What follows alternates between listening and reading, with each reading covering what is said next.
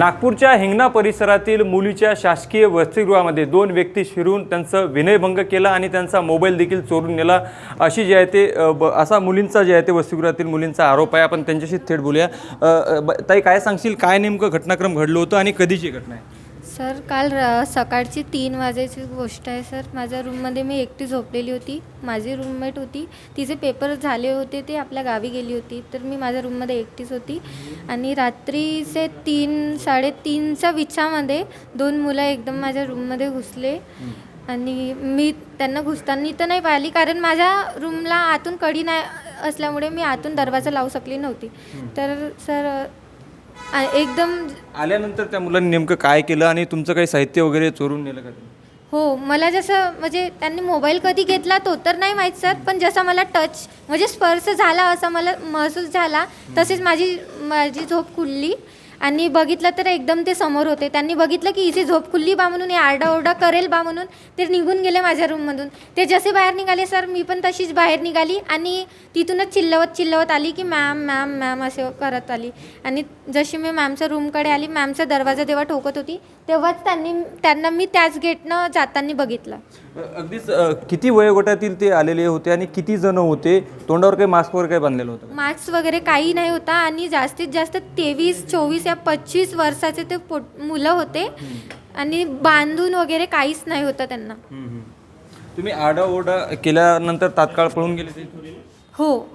अच्छा, या ठिकाणी काय वाटतं तुम्हाला, सुरक्षा दृष्टीने काय नेमकी तुम्हाला असायला हवं? जर हे सुरक्षा जर या ठिकाणी जर असती तर ते मुलं आतमध्ये येऊ शकले? हो सर, अगर मेन गेटला सर कॅमेरे नव्हते, इथं तर कॅमेरे होतेच नाही सर. त्या गेटला अगर ताला असलेला असता किंवा माझ्या रूमला आतून कडी असलेली असती तर असं काही झालेलं नसतं असं मला वाटते. तुला त्या मुलांचा चेहरा बघितला, जर CCTV कॅमेरे लागले असतील तर त्यामध्ये ते कैद झाले असते सगळे असं म्हणायचं? हो सर.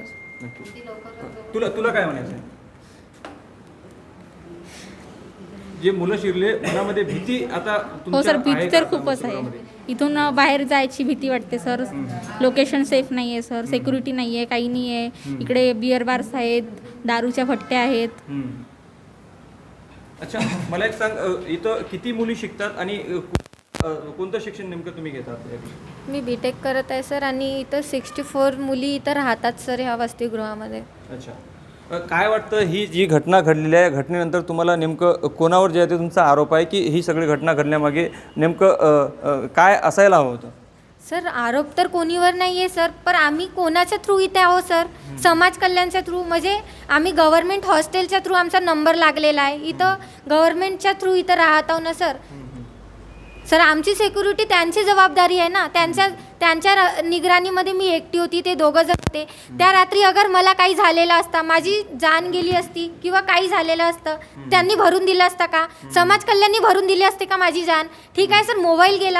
आता माझी कॉलेज इथून 24-25 किलोमीटर दूर आहे.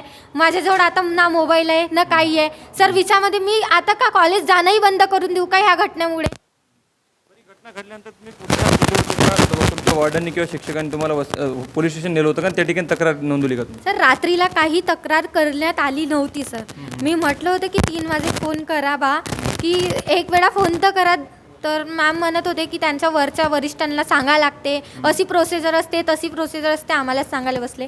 आणि आपण पण गेले आपल्या रूममध्ये आणि मला पण रूममध्ये पाठवलं आणि ते झोपले आणि मला पण झोपायला सांगितलं, पण मला झोप लागली नाही सर. हे सगळं घटनाक्रम तुमच्या कुटुंबियांना कळवलं तुम्ही? हो सर, मी त्याच दिवशी 4 वाजे फोन केलं. आपण शाळेतील काही वॉर्डन आहे त्यांच्याशी बोलण्याचा प्रयत्न करूया. ताई, अच्छा, तर काय वाटतं तुम्हाला, ही सगळं घटनाक्रम घडले, या ठिकाणी सुरक्षा रक्षक नव्हते, CCTV कॅमेरा नव्हते असा विद्यार्थिनीचा आरोप आहे? हो सर, हे बरोबर आहे. भीती निर्माण झाली आमच्या मनामध्ये, असं काही नाही आहे. ती पण मी पण सारखेच आहे, असे कोणी वेगळे नाही आमच्यासाठी. पण सर, मॅडम राहते खाली आणि जे नाईटवाली मॅडम राहते त्या राहते वरती. तर ते इकडनं आले, काही कोणाला माहिती नाही आहे. पण ते तुम्हाला काय वाटतं आता या ठिकाणी सुरक्षा जी आहे ते असायला हवी अशी तुमची मागणी? इथं मला एकच म्हणणं आहे सर की अगर इथं CCTV असले असते, त्यांची हिंमतच नसली झाली सर आतमध्ये याची. नक्कीच आपण पाहू शकतो की नागपूरच्या हिंगणा परिसरातील मुलींचे वसतिगृह आहे. या ठिकाणी 2 अज्ञात व्यक्ती जे आहे ते वसतिगृहात शिरतात, मुलींची छेडखानी करतात, त्यांचा मोबाईल देखील चोरून नेतात. मात्र या ठिकाणी सुरक्षा रक्षक नव्हते, त्यामुळे हे आतमध्ये शिरले असा विद्यार्थिनीचा आरोप आहे. त्यामुळे याकडे प्रशासनाने गांभीर्याने लक्ष द्यावं अशी देखील मागणी विद्यार्थीकडून केली जात आहे. काही वंचितचे कार्यकर्ते आहेत, त्यांनी देखील हा मुद्दा जो आहे तो लावून धरला. आपण त्यांच्याशी बोलूया. थोडक्यात सांगा भाऊ या घटनेबद्दल. या घटनेचा पूर्ण सारांश आम्ही ताईने सांगितलेच आहे. फक्त आमचा म्हणजे FIR करायला विलंब का हा एक प्रश्न होता. म्हणजे कुठंतरी शासन प्रशासन मिळून कोणत्या तरी राजकीय नेत्याच्या दबावाखाली येऊन हे मॅटर दाबण्याचा प्रयत्न होता का, याची काल आम्ही शहानिशा केली. रात्री 12:30च्या दरम्यान आम्ही या ज्या गुन्हा नोंदवला गेला आहे रीतसरपणे. आणि आता आमची एकच मागणी आहे, ते 2 मुलं कसे आतमध्ये आले, कोणत्या भावनेने आले, मोबाईल चोरीच्या भावनेने आले का त्यांच्या डोक्यात आणखी काही प्लॅन होते, याचा जोपर्यंत शोध घेणार नाही आणि ते आरोपी मिळणार नाही तोपर्यंत आम्ही हिंगणा MIDC पोलीस स्टेशन गाठणार आहोत. आम्ही सोडणार नाही.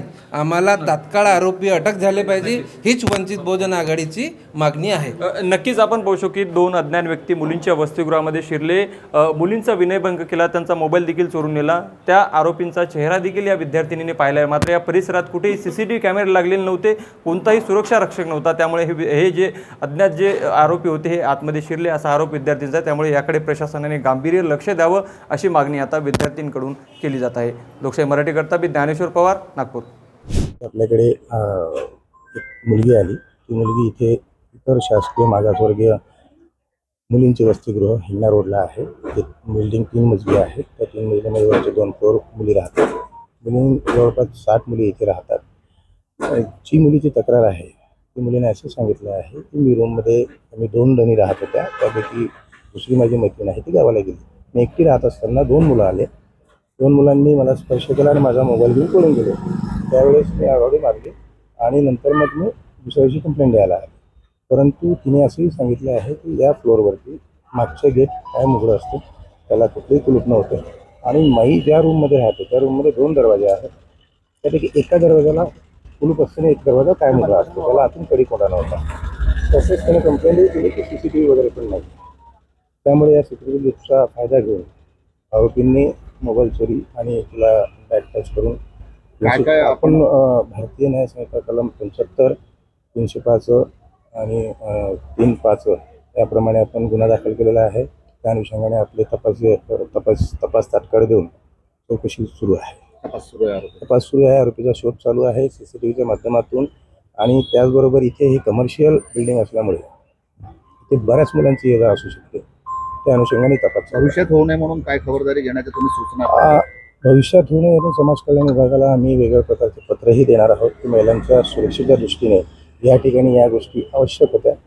त्या संदर्भाने आम्ही तात्काळ ती पूर्तता करून घेत आहोत. लोकशाही मराठी ऐका, पहा, जागरूक रहा.